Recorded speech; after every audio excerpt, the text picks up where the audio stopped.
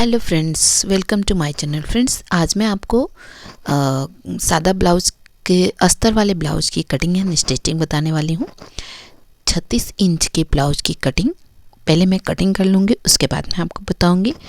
तो पहले मैं मेज़रमेंट ले लेती हूँ। पहले मैंने अस्तर को 2 फोल्ड में किया है, उसके बाद मैं इसकी लंबाई ले लेती हूँ। तो लंबाई इसका 14 इंच है और कटिंग पे मैं 1 इंच एक्स्ट्रा रखूँगी, तो 15 इंच पे मैं कटिंग करूँगी।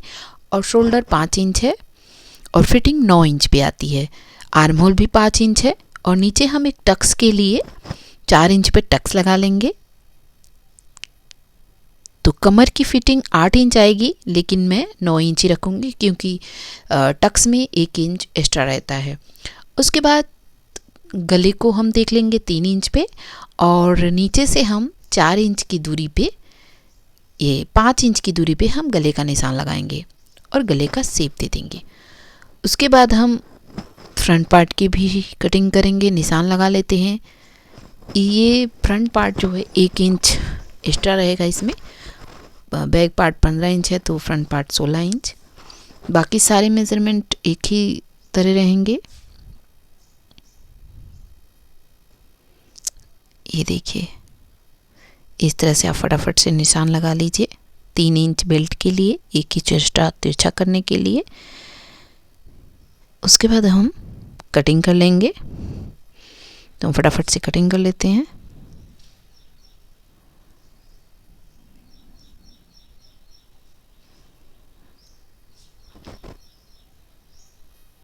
अब हम बेल्ट को अलग कर लेंगे इस तरह से। उसके बाद दोनों पार्ट को अलग करने के बाद हम इस पे 4 टक्स का निशान लगाएंगे। तो पहले हमने 4 इंच पे नीचे वाला टक्स लगाया। नीचे वाला टक्स हमारा 1 इंच रहेगा और बाकी तीनों टक्स हमारे हाफ इंच पे लगेंगे। 2 इंच की दूरी पे चारों टक्स हम लगा लेंगे इस तरह से। ये हमारे चारों टक्स लग गए हैं। ऐसे से आप गोलाई दे दीजिए और फिर इसको दोनों बराबर करने के बाद हम इस पे थोड़ा सा डार्क निशान लगा लेते हैं। ये दोनों तरफ से हमारा आ जाएगा। ऐसे आप करेंगे तो ये आपका दोनों पार्ट सेम टू सेम रहेगा। उसके बाद इसी तरह से हम बाजू की भी कटिंग कर लेंगे। तो अस्तर को दोनों फोल्ड में हम कर लेंगे इस तरह से। बिल्कुल इसकी आर्म होल के लिए जितना आप आर्म होल लेंगे उसी हिसाब से बाजू की भी आपको कटिंग करनी पड़ती है। तो ये हमने आर्म होल के हिसाब से बाजू को भी इसी तरह से कट कर लेना है। और इसकी फिटिंग 6 इंच है।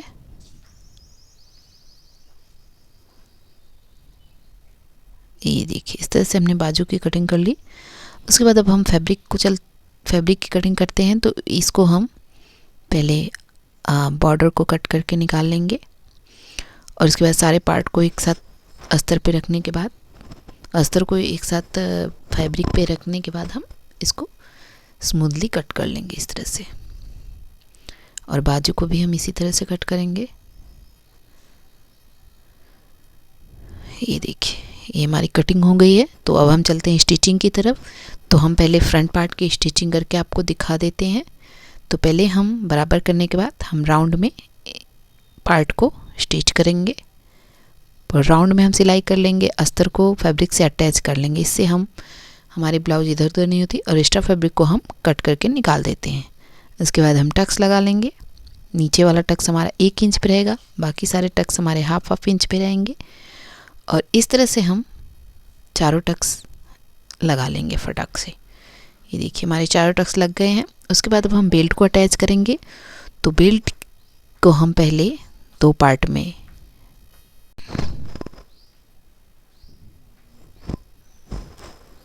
फैब्रिक को हम ऊपर रखेंगे और लाइनर को नीचे। इस तरह से हम फिर ऊपर से एक फिनिशिंग की सिलाई दे देंगे इस तरह से। और एक्स्ट्रा फैब्रिक को हम कट करके निकाल देंगे। उसके बाद हम इसको मोड़ेंगे और ऐसे बराबर करने के बाद हम इसको सिलाई कर लेंगे ताकि सिलाई बाहर ना दिखे। आप चाहे तो इस पर कपड़ा लगाकर हम उस पर तुरपाई भी कर सकते हैं, लेकिन मैं स्टिचिंग कर रही हूँ। ये देखिए, फिनिशिंग की सिलाई हो गई और एक्स्ट्रा फैब्रिक हमने कट कर लिया।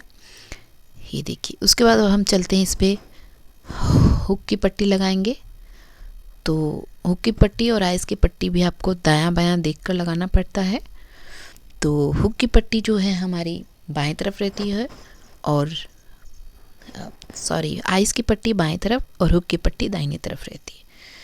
ये देखिए हमने आइस की पट्टी लगा दी है, ये हुक की पट्टी है, इसको हम फिर अंदर की तरफ फोल्ड कर देंगे। ये देखिए ये हुक की पट्टी लग गई। इस तरह से आप आइस की पट्टी भी लगा लीजिए। ये देखिए दोनों पट्टी हमने लगा के रेडी कर ली, दोनों पार्ट हमारे रेडी हो गए हैं। अब हम इस पर पाइपिंग लगाएंगे गले पर। तो ये हमने अस्तर का पट्टी जो है कट कर लिया है, इसको 2 फोल्ड में करके हम इसको स्ट्रिक्टली लगा देंगे। देखिए एकदम बराबर करके आपको लगाना है। आप 2 फोल्ड में करके पाइपिंग लगाते हो तो आपका पाइपिंग बहुत ही अच्छा आता है और बार बार सिलाई नहीं करनी पड़ती, 2 बार में ही पाइपिंग रेडी हो जाता है। तो मैंने पहले ही पट्टी को फोल्ड करके लगाया है। ये देखिए इस तरह से हमारी पाइपिंग रेडी हो गई। इसी तरह से आप दूसरे पार्ट की भी पाइपिंग फटाक से रेडी कर सकते हैं। तो मैं इस तरह से दोनों पार्ट के पाइपिंग को रेडी कर लेती हूँ। इस तरह से अगर आप ब्लाउज बना रहे हैं तो आपका ब्लाउज बहुत ही खूबसूरत आता है। तो आपको हमारा वीडियो कैसा लगा प्लीज़ कमेंट करके ज़रूर बताइएगा। Bye bye.